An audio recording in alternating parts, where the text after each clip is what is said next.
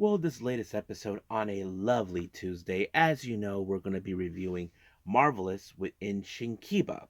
This one features Miu Momono's 8th anniversary show where she participates in the AAAW the tag team title tournament. So basically, there is going to be a number one contendership of some sorts to take on Magenta. But however, we do have one particular match in this particular tournament that features a somewhat of an AEW original. We haven't seen her before the pandemic, but now it appears that she's come out of retirement and made a surprising appearance, and I will get to that part real soon. But first things first, as you know, we still continue on with NXT. As you know, Braun Breaker and Baron Corbin issued the challenge for the NXT Tag Team titles. We do have, of course, Carmelo Hayes in action against Joe Gacy and plenty other things as well. But we also have some news updates to tell what's been going on in the world of pro wrestling, such as the promotions themselves on their upgrades on their upcoming events, who's booked, what matches are set, and of course, other developments that we definitely need to talk about, what's been happening as well with the individual wrestler or the promotion or something very interesting that needs to be addressed upon. So, let's get ready for another episode of the Deleted Wrestle Zone.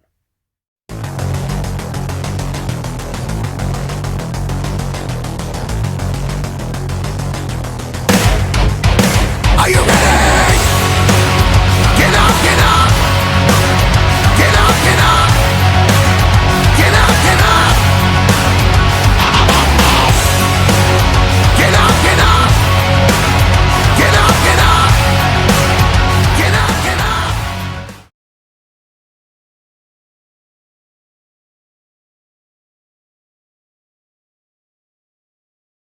Welcome everybody to Deleted Wrestle Zone, all things that is pro wrestling with AEW, NXT, New Japan Pro Wrestling, TNA, the National Wrestling Alliance, various promotions, wrestlers, matches, and championships.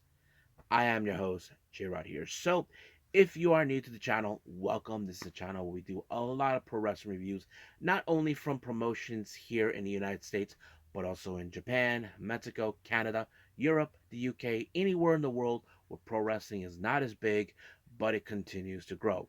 We also do discussion videos, talk about various topics such as the wrestlers themselves, promotions, factions, storylines, whatever we want to talk about. We also do more news updates. If I'm unable to put it on this episode, I can put it on a separate video by itself. We also do more real-time news updates to keep everybody alert on what's been happening. We do the Nagi Sayaka Watch and various other cool things as well on this channel. So if you like what you see, please subscribe to us. So click on that subscribe button and you'll be getting a lot of daily reviews and also some other cool stuff as well on this channel. But if you like this episode, please give us a like button or a nice comment in the description down below. Now, let's begin with Marvelous in Shinkiba. They were celebrating Miu Momono's uh, birthday, not birthday, 8th anniversary show. As you know, she's been a pro wrestling for almost 8 years under the banner of the Marvelous promotion, more specifically with Shigazo Nagayo, who has been her mentor since the very beginning. And we had very interesting matches that took place. As you know, I did review last time a Marvelous show in Shinkiba. I was surprised they would actually do it again, but it was no surprising for me. Now, our very first match, we have a 6-woman tag team match. Team number 1, Unagi Sayaka, uh, Promise Braxton, and Miyuki Takase. They faces against Zones out of from Evolution Girls, and of course, our current tag champions, Magenta, Maria, and Riko Kawahara. Now, this is a very interesting part that happened at the start of the match. Well, as you know, this took place recently on January 13th, a day before Valentine's Day. So you probably can guess. They had like this little Valentine's Day card. Unagi told Promise Braxton to give it to one of them, but apparently Braxton gave it to Unagi. But apparently Unagi did not realize that she was being played because if you guys know this or not, Unagi is the current DDT Iron Man Heavy Metalweight Champion. So basically, if you guys know this, she is that champion and she should have known that that was going to happen. But nope, she did not. But luckily, she didn't get pinned properly. But the match itself was pretty good. However, I did see Promise Braxton throwing a bit of a powerhouse in front of Zones, who is a powerhouse herself as well. So I thought it was pretty amazing. Now, you probably would think there would be some interesting moments. Now, of course, Magenta had dealt with Unagi before in their past, but they had to deal with Miyuki Takase. But it was Riko Kawahara who picked up the victory by a German suplex with Miyuki Takase, and that finished it up, giving them a very good, impressive win. Now, our next match, we have Gigi Ray. She faces off against Maya Yukihi. Now, I'm a big fan of Mayuki because she's really amazing. I mean, very technical. She is very good at what she does. And here's the interesting part. The last Marvelous show that I reviewed, they were teammates, and now they're on diagonally from each other. So you probably would think, okay, how this will play out? Well, um, if those who know this, Mayuki does have a specialty in submission technique, and that's exactly sorry, that's exactly what happened. She put uh, Gigi Ray away by a submission move, forcing her to tap. Now, our next match is our only males wrestler involved. Yes, this is like the opposite of what we've seen in various promotions, where there's always one women's match, but not this time. But we have Asaka taking on Jun Masaoka. It was a pretty good match. Now, Leo, as you know, is the homeboy of Marvelous. He's the only person who's been trained in Marvelous. You probably would think he probably had everything under control, but nope. Masaoka actually pulled off a backslide onto um, Leo and picked up the victory just like that. Now, our next two matches are part of the AAW Tag League match. So we have two matches involved. Let's start with match number one from this. We have Sonoko Kato and Ryu Mizunami. They take on Takumi Iroha and Shikayo Nagashima. Now, we know previously Takumi and Nagashima were the previous champions. So I wouldn't be surprised if they were the ones who would definitely try to generate to get back in the tag team title on. But however, when you see Kato and Mizunami, they are a very tight tag team. If you ever seen them tag in Oz Academy, then you should check it out, man. It was pretty amazing.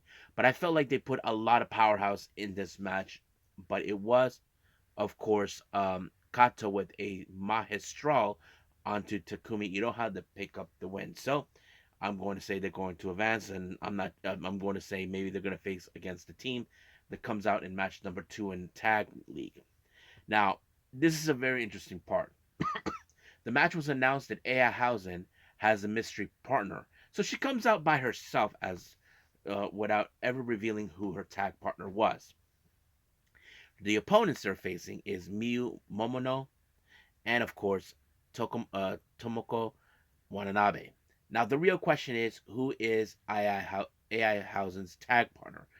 And to my surprise, you guys know this person too well. She's an AEW original as well. We're talking about Sadie Gibbs. Yes, the same Sadie Gibbs who did that corkscrew plancha off ring, the mat over the ropes at a Stardom tour many years ago. That move was the same reason that Matt Jackson decided to sign her. So we haven't seen her then. Now, let me pause a little bit about what happened. Those who know, Sadie Gibbs was originally intending to move to the U.S. back in 2020, but due to the situation with the pandemic, things didn't go exactly according to plan. She was planning to move to Atlanta to be. I heard that she might have found a place nearby where the Nightmare Factory is, but things didn't go exactly to plan. But from what Sadie did, from what I hear, Sadie retired as a pro wrestler. But I was surprised that she came. I heard that she was coming back, but I didn't expect that she was going to be in Marvelous. I mean, people probably will remember her from Stardom, but I was glad that she was able to be there. And of course, one thing led to another. I was expecting something cool, like what we saw with that corkscrew corkscrew thing that she did. I thought we were going to see that again. She did something simpler. Instead of a corkscrew, she did a backflip of it. Cartwheel, that backflip over the ring ropes. And Nagaya was like, ah! Like, total shock that she can't believe she actually witnessed it. I mean, what does she expect? I mean, she's amazing. I mean, this is the same reason she got the attention of Matt Jackson. What do people know about that? But however, it was of course Sadie who picked up the win when she applied a 450 onto who was it on Mio and picked up the win. So, but of course the entire event was later promoted with a Hausen. I wouldn't be surprised if she gets her first ever championship match. But at the same time, Miyu Momono, I don't know what she said for her birthday, but I mean her anniversary. I'm sure she's happy that she's done 8 years, but we'll see what happens from here on out. I think that's pretty much it with Marvelous. Let's move on with NXT.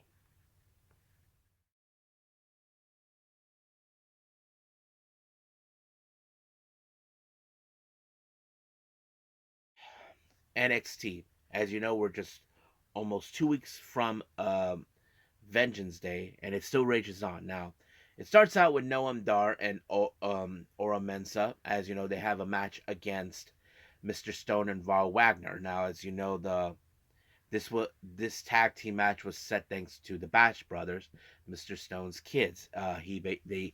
But this is what happened. Mr. Stone and Von Wagner sneak attack both these guys out of the blue. Lash Legend and Jakara Jackson, being all dramatic, didn't know what to do. They even saw the Batch brothers and they asked them where did they went. One pointed this direction, the other one pointed that. I'm like, classic, TV drama thing, you know what I'm talking about. You guys seen those type of TV shows or movies where there's always there's two people saying, where did they go? One will say this way, one that way. I love it.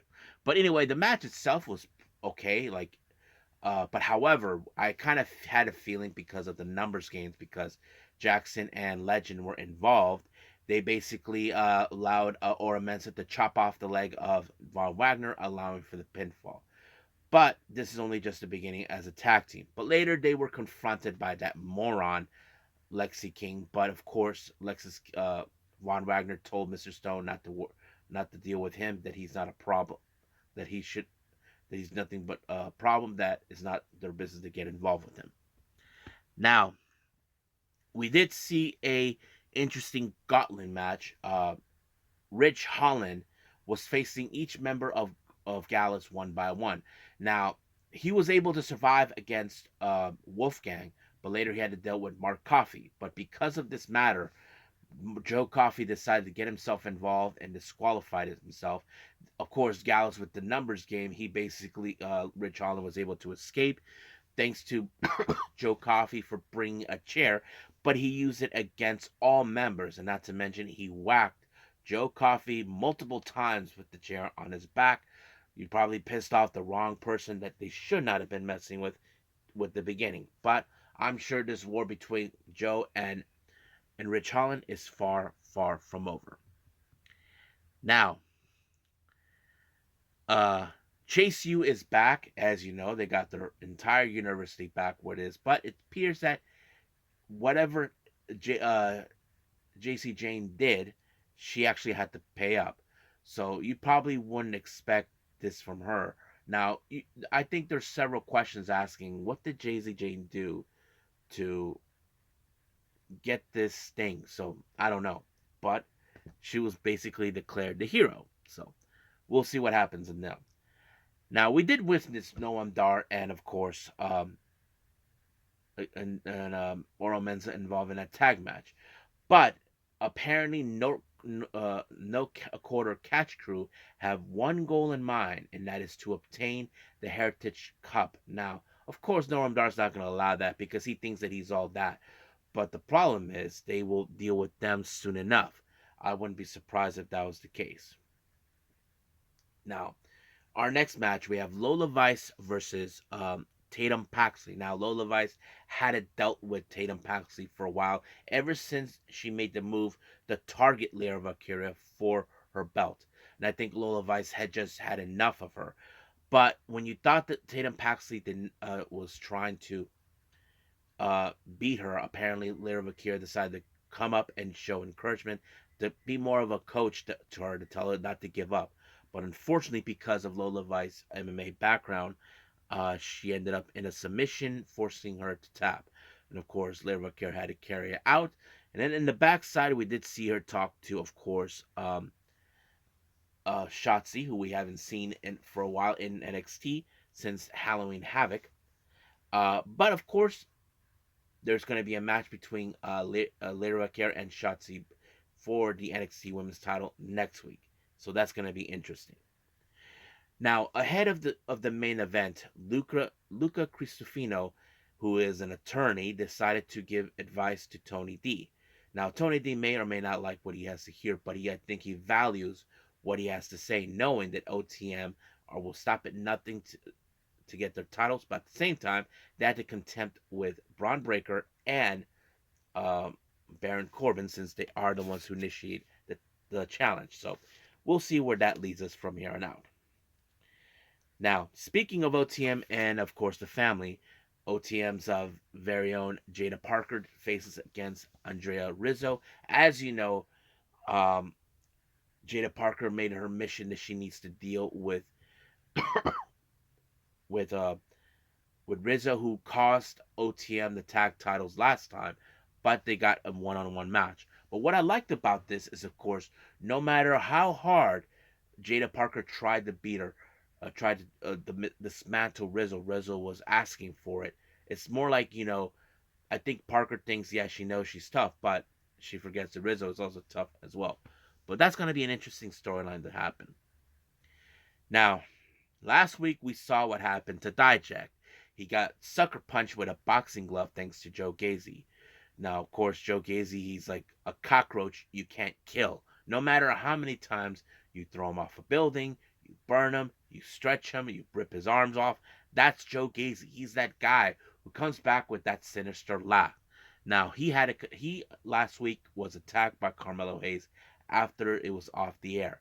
So, but one thing that's funny, Carmelo Hayes thinks he knows Joe Gacy how to deal with him, but when it comes to that psychotic freak with that devilish smile, he doesn't know what to think. But Joe Gacy could have won this match, but no, it was um, nothing but net by Hayes to pick up the win.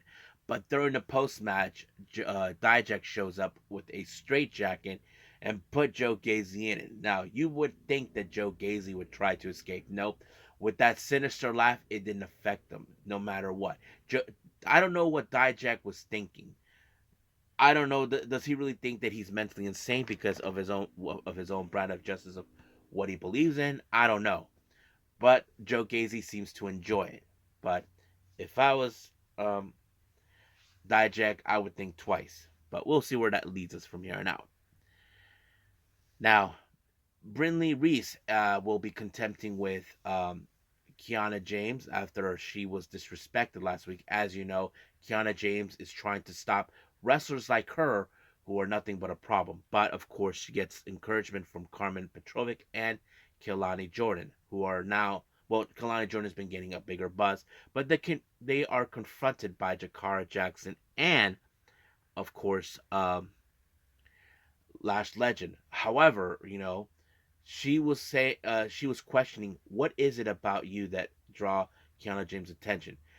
But of course, Kelani Jordan did told her, what does Kiana James saw in you? Well, nothing, because you're not a problem. So basically, she got her back. But we'll see what happens.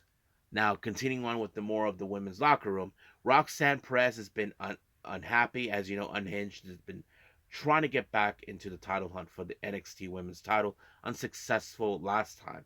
However, she gets upset knowing that Shotzi Blackheart immediately gives Shotzi a title shot. However, when Sinclair tried to reason with her, well, Roxy did not like what she had to say and sucker punched her.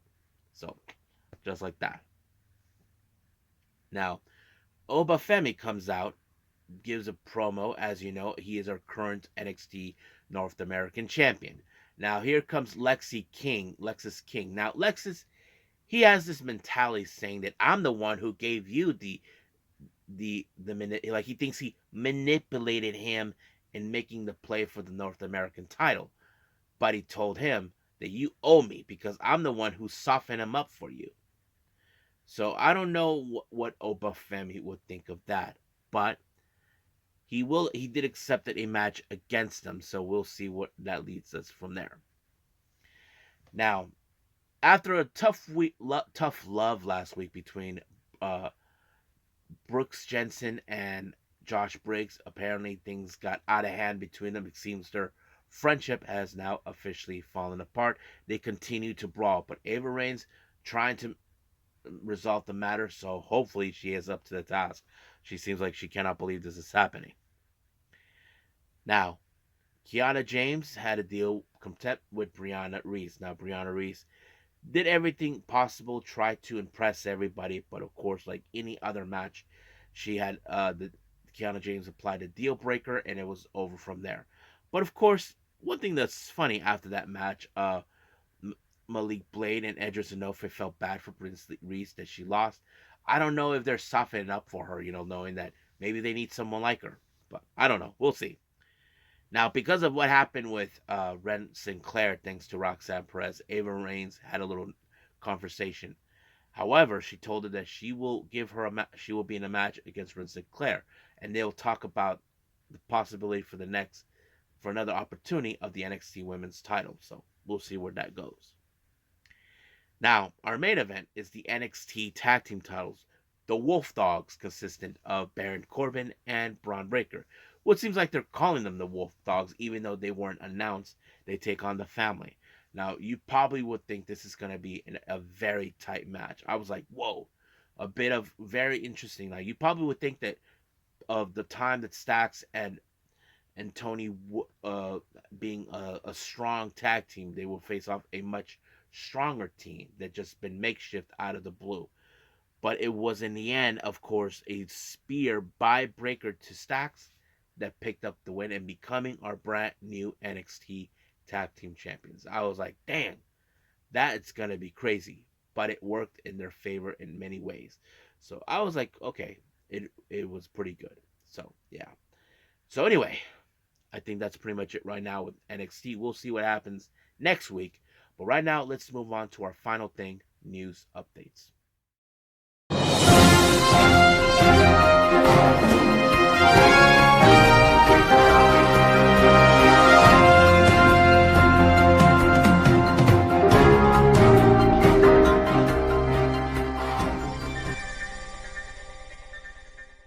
Okay, so welcome to our news update. So this is our updates for all of you. So what's been going on? Now let's begin with the GCW stuff. For the Touch the Sky event happening later on this month on the 23rd of February, Billy Starks will be in action to take on Broski Jimmy Lloyd. I hope Billy Starks kick his ass. Anyway, starting on March 2nd, for the Keep in Touch event, the GCW World title will be defended. No, the World Tag Team titles will be defended. Violence Forever, Dominic Green and Kevin Koo defend the belts against Cole Radrick and Alec Price. So that's going to be great. Now, I'm kind of curious about this match for the upcoming Ashes to Ashes event on the 4th of March. We have Danhausen versus Charles Mason. Okay, Charles Mason is a very disgusting piece of garbage. I'm like wondering what's he gonna do. Now I'm sure he doesn't believe in curses.